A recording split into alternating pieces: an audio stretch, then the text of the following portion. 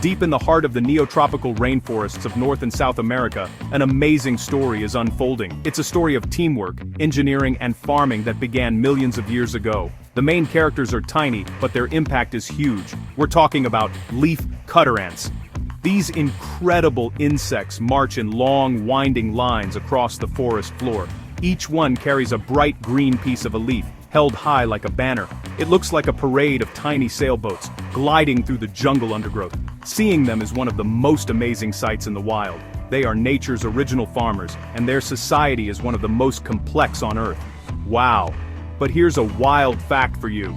These ants don't actually eat the leaves they work so hard to carry. Not a single bite. It's a common mistake people make. You see them cutting and carrying all that green material and you think, wow, what a salad bar. But the truth is much more fascinating. The leaves aren't food for the ants, they're fertilizer. The ants are taking these leaf fragments back to their enormous underground nests to grow something else entirely. They are cultivating a special kind of fungus, and that fungus is the only thing they eat. It's an incredible partnership, a form of agriculture that has been perfected over 60 million years. The journey for each leaf fragment begins high up in the canopy, or on a low-lying bush. A forager ant, a medium-sized worker, will use its incredibly sharp mandibles to slice off a piece of a leaf. These jaws are amazing tools. They are coated in a special zinc biomaterial, making them as sharp and durable as a steel knife. The ant anchors itself and pivots, cutting a perfect semicircle. To make the job easier, the ant vibrates its body at a super high frequency. This vibration, called stridulation, stiffens the leaf and helps the mandibles slice through it cleanly. It's like using a tiny, vibrating power tool.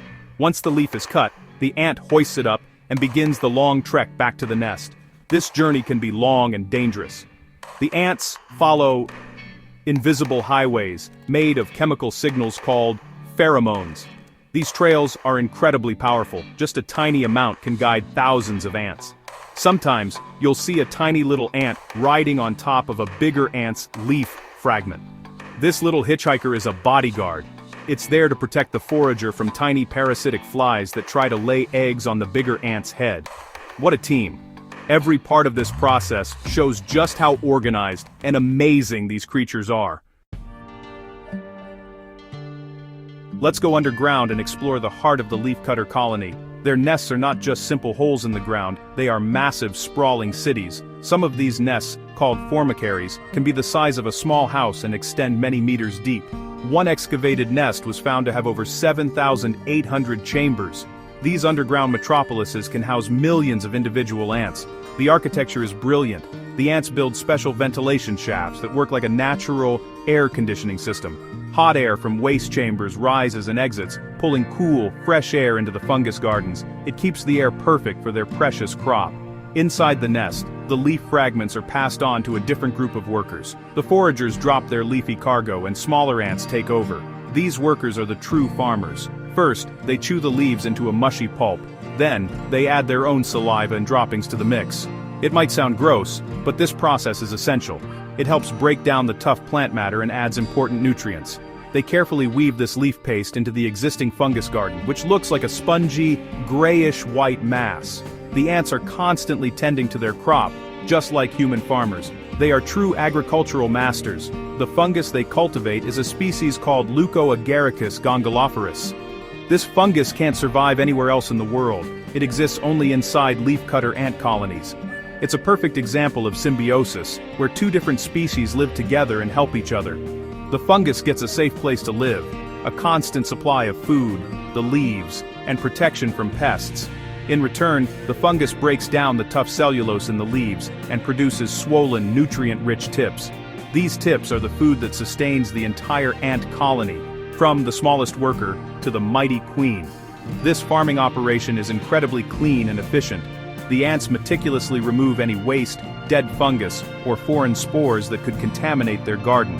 They have special waste chambers where they dump all the garbage. This hygiene is crucial for preventing disease and ensuring their food supply remains healthy. The ants even use special antibiotic secretions from bacteria that live on their bodies to kill off competing molds. They've developed a sustainable organic farming system that has worked perfectly for millions of years without any pesticides or artificial fertilizers. Absolutely incredible. A leafcutter ant colony is a perfect example of a society where everyone has a specific job. This is possible because the ants are born into different physical forms, or castes. Each caste is perfectly suited for its role in the colony. The size of an ant determines its life's work. At the very top, there is the most important individual of all, the queen. She is much larger than all the other ants, and her one and only job is to lay eggs. She can live for 10 to 20 years and lay thousands of eggs every single day, populating the entire city by herself.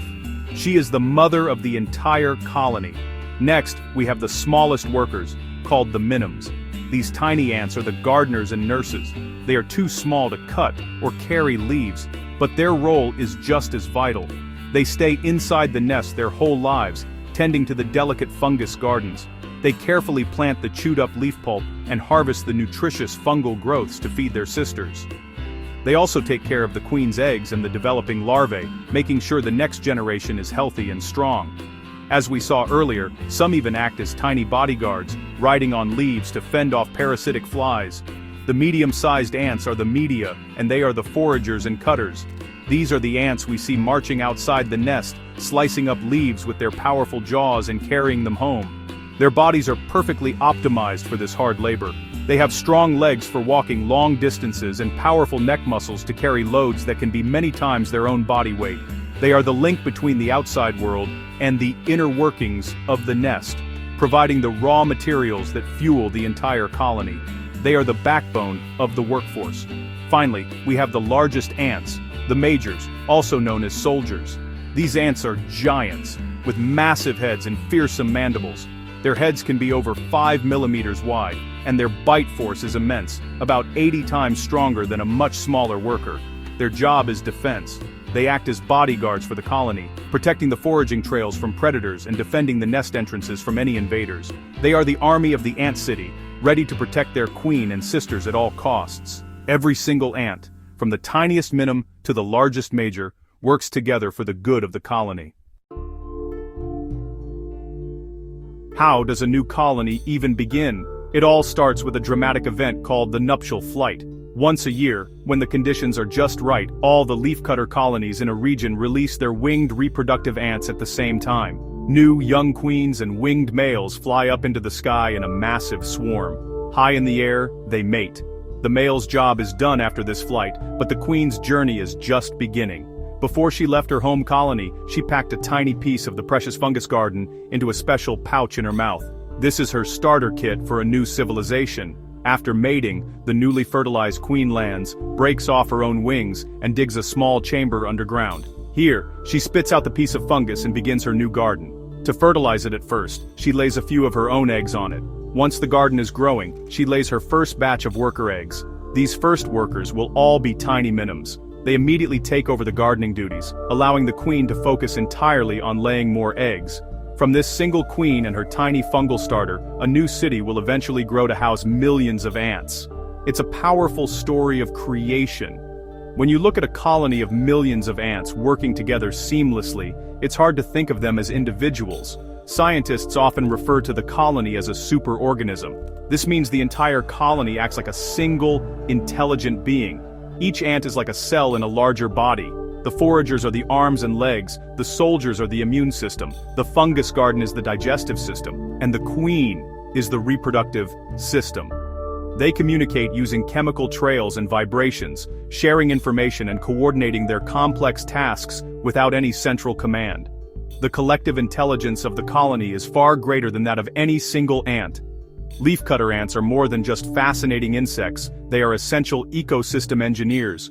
By pruning plants, they help shape the structure of the rainforest. Their vast nests aerate the soil and move nutrients around. They teach us an incredible lesson about the power of cooperation, efficiency, and sustainability. They show us how a society can thrive when every individual contributes to the good of the whole. The next time you see an ant, think about the incredible hidden world it belongs to.